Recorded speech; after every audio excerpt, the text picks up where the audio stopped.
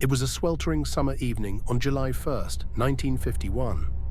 Mary Reeser, a 67-year-old widow, had just finished a quiet day in her modest apartment.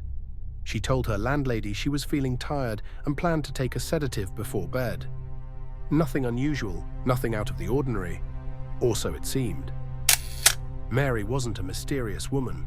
She was well-liked, lived a simple life, and enjoyed her quiet routines.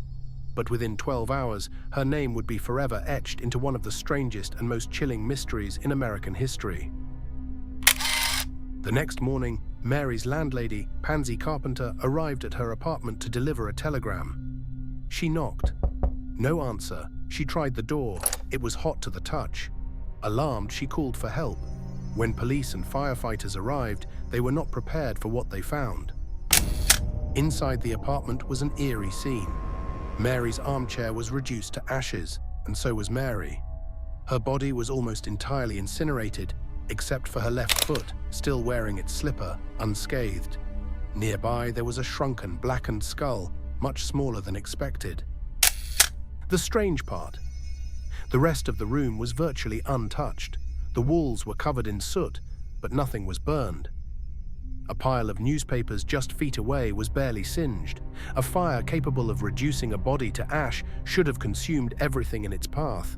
But here, it was as if the fire had targeted Mary and nothing else. The local authorities were baffled. This wasn't a normal house fire. It didn't behave like any blaze they'd ever seen. They called in the FBI to investigate. Theories began to swirl. Some suggested Mary had accidentally set herself on fire while smoking in her chair. But experts were quick to point out that even a cigarette couldn't cause this level of destruction. The FBI leaned on a theory known as the wick effect. The idea was that Mary's body fat acted like candle wax. Once ignited, it burned slowly and intensely, effectively cremating her. But even this theory had holes.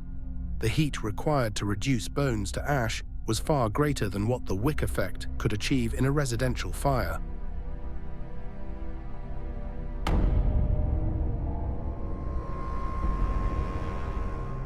And then there was the foot, completely untouched, as though the fire had simply decided to leave it behind. It defied all logic. It was almost deliberate.